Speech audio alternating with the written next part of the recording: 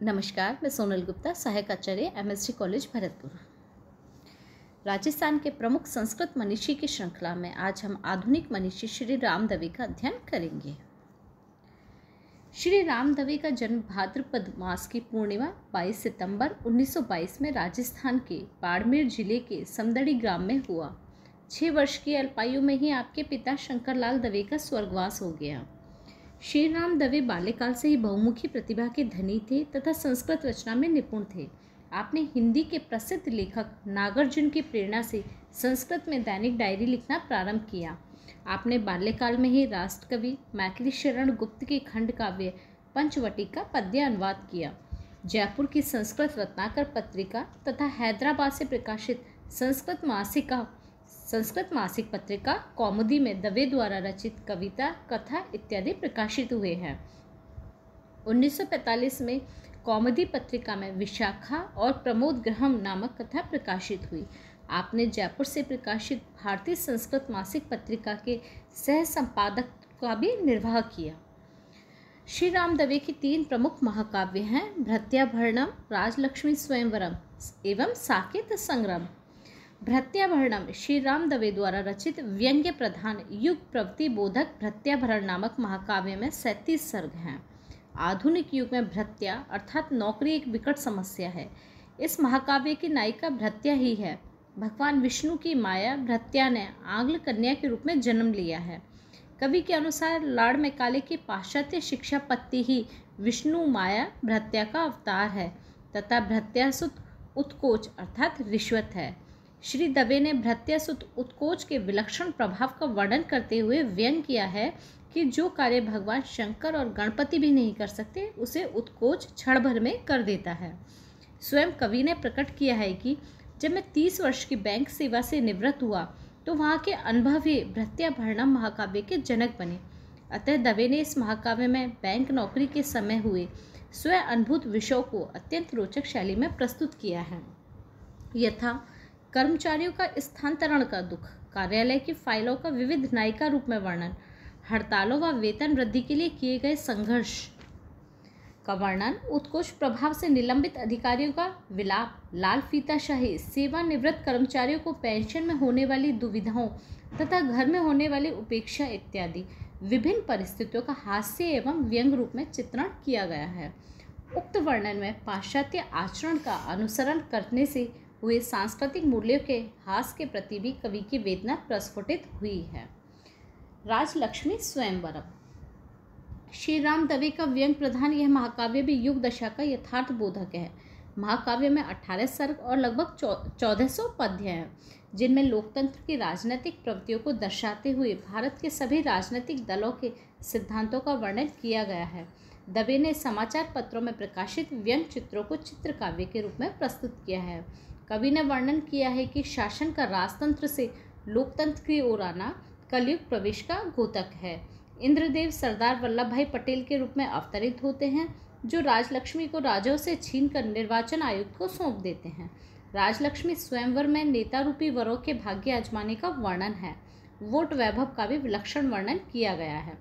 कवि ने 12 सर्गों में संस्कृतज्ञों की दुर्दशा और संस्कृत भाषा की उपेक्षा से संबंध व्यंग परक 40 पद्य लिखे हैं। कवि ने वोट वंचित विप्र द्वारा नेता को श्राप दिए जाने का भी वर्णन किया है। दवे के अनुसार स्वयं उनका नाम मतदाता सूची से कट गया। यह वोट वंचना ही राजलक्ष्मी स्वयंवर महाकाव्य की रचना के लिए प्रेरणा बनी। यह पारंपरिक काव्यों से भिन्न आधुनिक विषय युक्त व्यंग्यात्मक युग प्रधान महाकाव्य है। साकेत संग्राम वीरस प्रधान 15 युक्त सर्ग इस महाकाव्य में साकेत अर्थात अयोध्या में राम जन्मभूमि आंदोलन का वर्णन है। दवे को राम जन्मभूमि आंदोलन के समय कार सेवा में अयोध्या जाने का अवसर मिला। वहाँ घटित घटनाओं का वर्णन आपने इस महाकाव्य में किया है। संस्कृत में उनके द्वारा रचित अनेक खंड काव्य भी हैं, जो इस प्रकार है। ललिता लहरी इस खंड काव्य में शिखरणी छंदोबद्ध 63 पद हैं। दवे ने अपनी जन्मभूमि समदड़ी ग्राम में शिखर पर विराजमान अपनी इष्ट देवी भगवती ललिता के दिव्य विग्रह का स्तुतिपरक वर्णन किया है। कारुण्य कादम्बनी दवे द्वारा इस खंड काव्य में वैद्य व्यवस्था का कष्ट वहन करने वाली अपनी माता के संघर्षपूर्ण जीवन का चित्रण 118 पद में किया गया है। अपांग लीला। इस खंड काव्य में कवि ने अपनी इष्ट देवी भगवती ललिता देवी की लीलाओं का वर्णन किया है। भारती विलास। प्रस्तुत खंड काव्य में 191 श्लोक हैं, जिनमें आगम शास्त्र में कथित वर्ण मात्रका की महिमा का मंडन किया गया है। कवि ने उल्लेख किया है कि आगम शास्त्र अनुसार वर्ण ही मात्रका रूप में अभिहित हैं।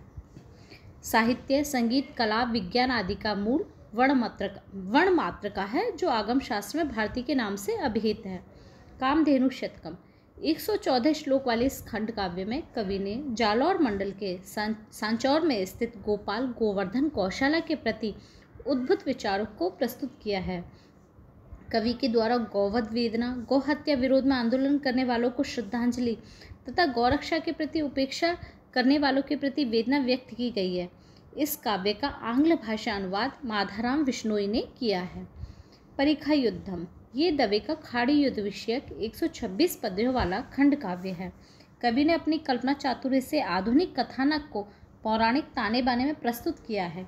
खाड़ी युद्ध की वार्ता सुनकर देवांगनाएं लक्ष्मी के पास आती हैं और अपने प्रियतमों को संकटग्रस्त देखकर इस युद्ध के लिए विष्णु को ही जिम्मेदार मानती हैं। कवि ने महिलाओं की सभा में स्तुति निंदा प्रसंग को रोचक रूप में प्रस्तुत किया है। वियोग शतक, क्षमा कीजिएगा, वियोग शतकम। यह मेघदूत की शैली में लिखा गया खंड काव्य है। दवे ने 111 मंदाक्रांत छंदोबद्ध पद्यों में अपने प्रिय मित्र आसूलाल संचेती के प्रिय वियोग का वर्णन किया है। केलीभुव केतवन। इस खंड काव्य के 121 पद्यों में अवैध बालकों की दुर्दशा और उनके वैवाहिक बाधा का काल्पनिक कथा द्वारा रोचक चित्रण किया गया है। काल कौतुकम। काल क्रीड़ा बलवान है। दवे ने 121 पद्यों में शासन तंत्र के काल क्रीड़ा विलास को निम्न शीर्षकों में प्रस्तुत किया है: धर्मनिरपेक्षता कौतुकम, नवोन्मेष कौतुकम, नवता कौतुकम, तंत्र कौतुकम, बलवान कुररसिका मोह इत्यादि। इस खंड काव्य में श्लेष अलंकार के माध्यम से व्यंग्यात्मक चित्रण भी मिलता है। कविता मंजरी। इस खंड काव्य में 41 कविताएं और 339 पद्य हैं, जिनमें दवे के कवि, वीर, नायक, प्रकृति विषयक पद्य हैं। सौंदर्य लीला अमृतम। इस खंड काव्य में 143 पद हैं, क्षमा कीजिएगा, सौंदर्य लीलामृतम। इस खंड काव्य में 143 पद्य हैं, जिनमें सौंदर्य विभावना, सौंदर्य लीला, मौन अमृतम, अभिसारिका, विवशा, विरहिण, वैराग्य संवेदा इन 6 शीर्षकों से मुंबई के चौपाटी स्थल का चित्रण किया गया है। मेघोपालंबनम। इस खंड काव्य में कवि ने दुर्भिक्ष के समय होने वाली कृषकों की दुर्दशा का वर्णन किया है। दुर्भिक्ष के लिए कृषक पत्नी मेघ को उपालंब देती है। अंत में दवे उर्दू कवि प्रोफेसर मंजू हुसैन की ये बादल नामक कविता का अनुवाद भी किया है। अनुदित संस्कृत काव्य। यवनी नवनीतम। इस काव्य में दवे ने उर्दू कवि मिर्जा गालिब की 117 कविताओं का पद्य अनुवाद किया है। यवनी नवनीतम में उर्दू को यवनी की संज्ञा दी गई है तथा उसका लालित्यम नवनीतम शब्द से अभिहित है। अंकिचन चैत्यम। यह आंग्ल कवि थॉमस ग्रे की एलिजी अर्थात शोकगीत नामक कविता का पद्य अनुवाद है। इसमें शार्दुल विक्रीडितम छंदोबद्ध 32 पद्य हैं। ब्रह्म रसायनम। यह सिंधी भाषा के कवि शाह अब्दुल लतीफ़ के काव्य शाह जो रसालों के 297 पदों का अनुवाद है। इस प्रकार यह स्पष्ट है कि कवि श्रीराम दवे ने महाकाव्य खंड काव्य की रचना के साथ ही हिंदी, अंग्रेजी, सिंधी, उर्दू भाषा के प्रसिद्ध साहित्यकारों की रचनाओं का भी संस्कृत में अनुवाद कर संस्कृत साहित्य में श्रीवृद्धि की है।